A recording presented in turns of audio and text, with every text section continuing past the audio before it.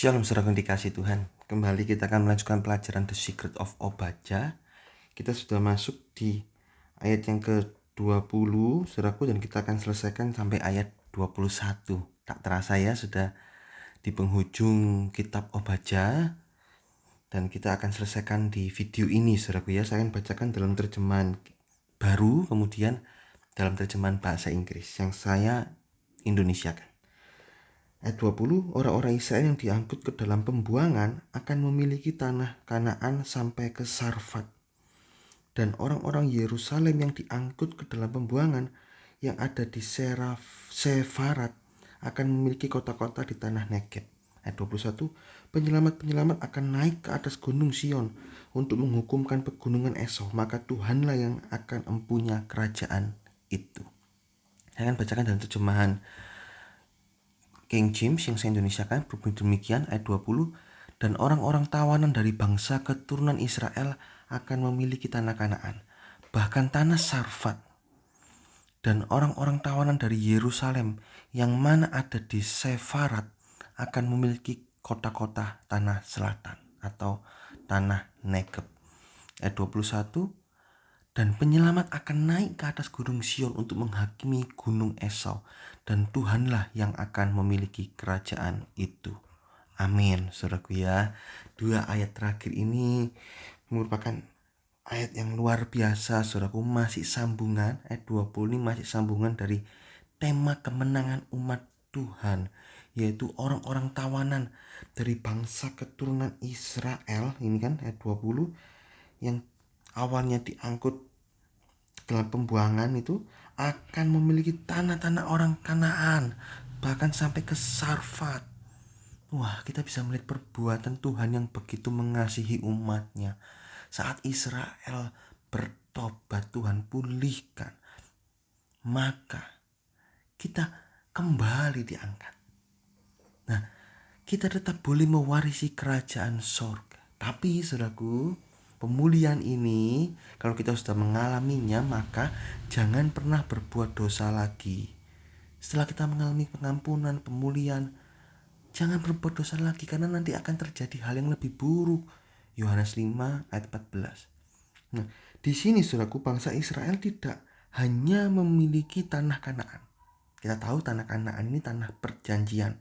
Ini bisa lambang sorga. Tapi sampai ke Sarfat. Tidak hanya tanah Kanaan tapi juga Sarfat. Sarfat ini kota yang terkenal dengan peristiwa Elia yang dipelihara Tuhan melalui janda Sarfat. Bayangkan saudaraku, di seluruh Israel tidak ada yang dipakai Tuhan, karena memang jahat perbuatan bangsa Israel saat itu. Sehingga Tuhan justru memakai janda di Sarfat untuk memelihara Nabi Elia. 1 Raja-Raja 17 ayat 9, juga Lukas 4 ayat 26 sampai 27. Dari kalimat pertama, bangsa Israel yang diangkut dalam pembuangan akan memiliki tanah Kanaan sampai Sarfat. Ada dua pengertian di dalam kalimat ini. Yang pertama itu nubuatan kerajaan 1000 tahun. Yang kedua adalah pengertian saat ini. Nubuatan kerajaan 1000 tahun ini lambang nubuatan kerajaan 1000 tahun di mana bangsa Israel dimeteraikan totalnya 144.000 orang. 144.000 orang itu di dalam Wahyu 7 ayat 4 sampai 8. Orang-orang ini tidak mati pada zaman Antikris, melainkan dipelihara Tuhan masuk dalam kerajaan 1000 tahun. Total hanya 144.000. Nah, di dalam kerajaan 1000 tahun Kristus jadi raja. Nah, berdasarkan ayat ini juga ada sedikit bangsa-bangsa kafir. Kan dikatakan yang diangkut dalam pembuangan memiliki tanah Kanaan sampai ke Sarfat. Sarfat ini negeri kafir. Nah, bangsa Israel memilikinya juga.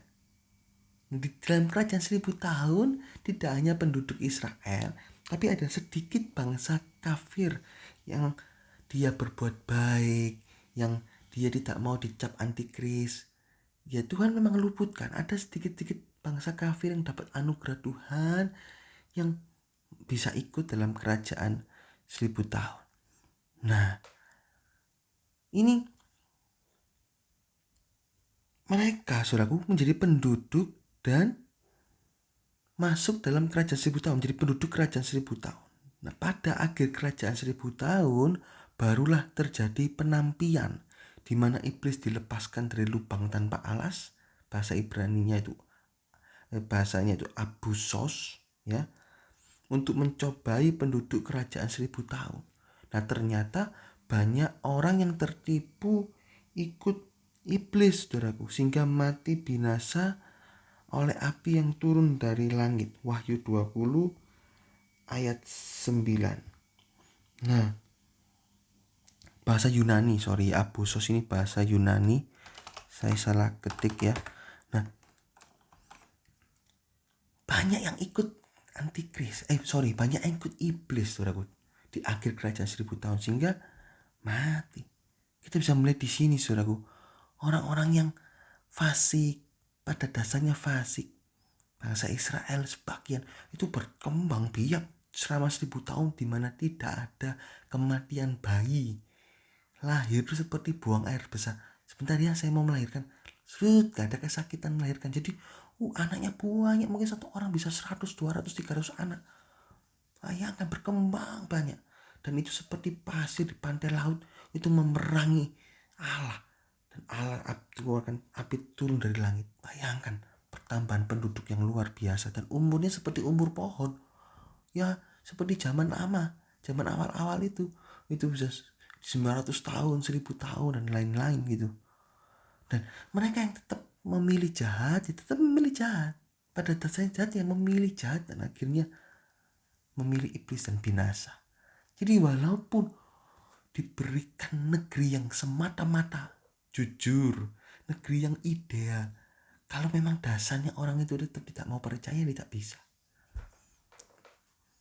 Jadi tawaran diberikan kepada setiap orang, tapi tidak semua orang mau menerimanya. Ini nubuatan, saudaraku, di mana kerajaan 1000 tahun, bangsa Israel itu memiliki tanah Kanaan kembali, dan bahkan sampai ke Sarfat. Nah, ini tanah Sarfat juga. Dan pengertian saat ini lambang orang-orang yang bertobat dan mengalami pemulihan. Mereka diberikan Sarfat, yaitu orang-orang yang masih belum percaya Tuhan Yesus. Itu lambang bangsa kafir.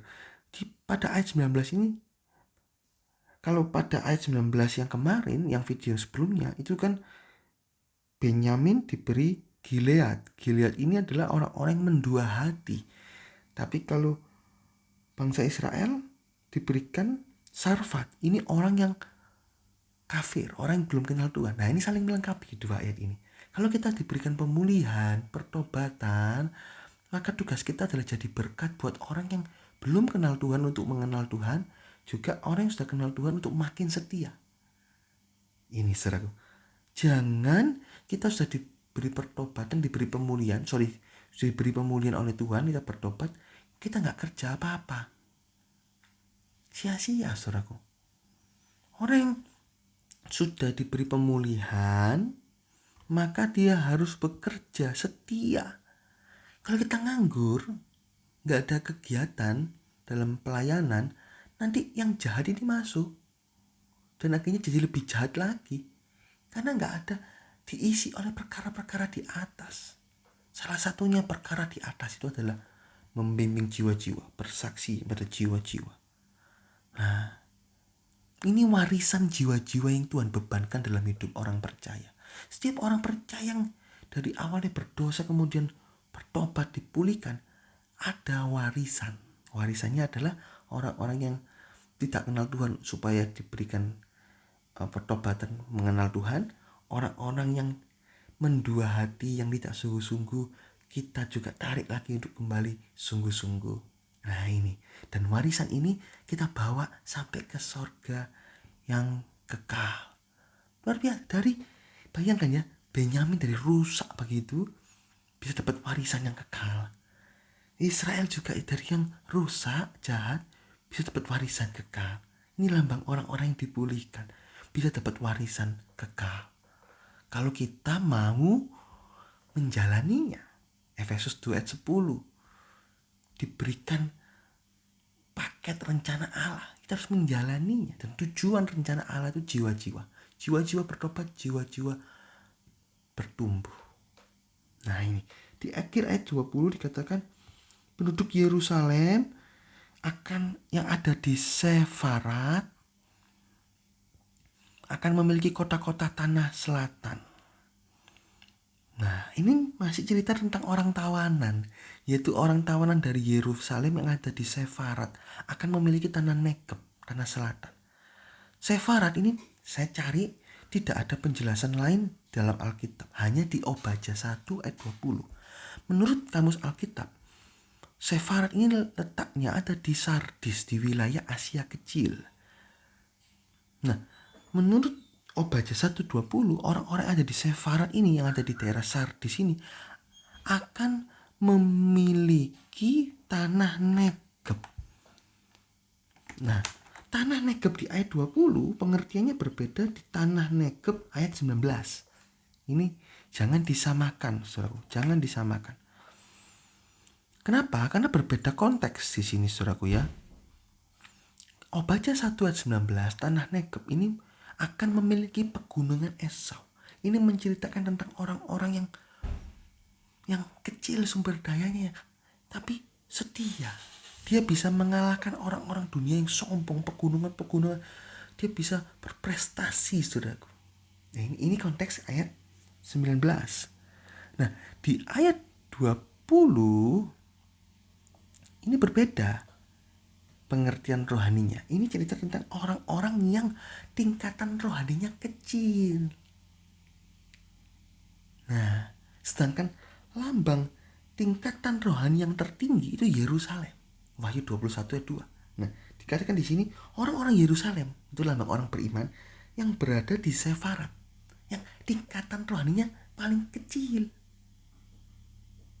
Ini orang-orang yang kecil rohaninya, bahkan tergolong mati rohani.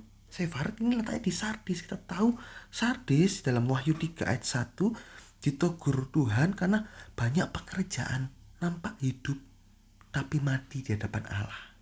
Orang-orang seperti ini yang jika bertobat mereka tentu selamat, tapi tingkatan rohaninya minim, saudaraku. Jadi dikatakan orang-orang Yerusalem, orang beriman yang ada di Sefarat yang tingkatan rohaninya kecil, memiliki kota tanah Negeb, kota tanah selatan. Ini mereka hanya dapat pertobatan masuk surga dengan tingkatan rohani terkecil. Tapi masuk surga masih lebih baik daripada Edom, binasa kekal di neraka, tidak keras hati dalam dosa, tidak mau bertobat. Nah ini orang-orang Yerusalem yang ada di Sefarat masih mending, karena dia mau bertobat sehingga masih punya paling tidak tanah Negeb. Walaupun dia tidak punya tingkatan rohani pemuliaan yang tinggi, tapi paling tidak dia punya masuk surga. Ini saudaraku, ini cerita apa? Ini juga cerita di zaman antikris.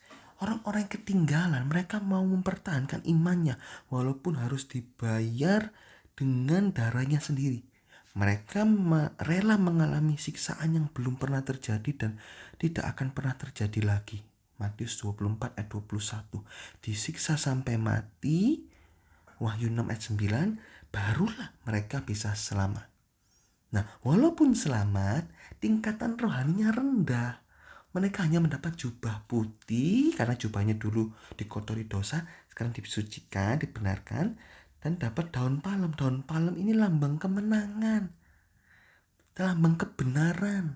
Wah, Mazmur 92 ayat 13. Cuman itu aja. Gak ada dapat mahkota, dapat apa, enggak ada. Hanya dapat daun palem. Dia lambang sekedar masuk surga, sekedar selamat. Dulu mereka tidak benar, sekarang dinyatakan benar karena tetap mempertahankan iman dengan disiksa sampai mati. 1 Korintus 5 ayat yang kelima. Intinya di kalimat yang kedua dari ayat 20, Obadja 1:20, ini cerita tentang orang-orang yang sekedar selamat masuk surga, tapi lebih baik daripada binasa kekal di neraka seperti Edom. Hal yang terbaik adalah kita mau bertumbuh terus masuk dalam rencana Allah yang tertinggi, yaitu seperti Kristus. Jangan mau cuman dapat tanah Negeb. Gara-gara apa? Gara-gara waktunya disia-siakan dengan berlasat-lasat dalam dosa. Sehingga cuma masuk rumah sakit sudah tinggal mati. Ya kalau aku sehat, aku mau jadi pendeta, mau sekolah Alkitab, mau full timer. Ternyata mati. Ya sudah, cuman bertobat saja. Ya itulah dinamakan orang-orang Yerusalem yang ada di Sefarat dapat tanah Negeb. Bisa paham saudaraku ya? Ayat 20 ini cukup sulit ayat ini, tapi dengan Roh Kudus kita selidiki, kita dapat pengertian. Dua pengertian. Orang-orang dipulihkan, mereka masih dapat syarafat. Mereka harus sungguh-sungguh melayani Tuhan dengan sisa waktu yang ada, sehingga bertumbuh sampai ya setinggi mungkin lah dengan sisa waktu. Maka dari itu semakin mudah kita bertobat, semakin lebih baik, semakin kita bisa banyak rencana-rencana Allah yang kita bisa genapkan. Tapi kalau semakin tua, mungkin umur 70 baru bertobat, ya sudah lebih baik daripada gak bertobat sama sekali seperti Edom. Pada umur 70 bertobat, mungkin setahun melayani, udah meninggal, ya lumayan lah dapat sedikit. Nah, yang di sini orang Yerusalem yang di Sefarat ini juga lambang rohani-rohani yang suam-suam, yang mati rohani, yang main-main dalam dosa. Tapi bertobat, ya sudahlah dapat tanah Negeb lumayan. Ya ini saudaraku ya ayat 20.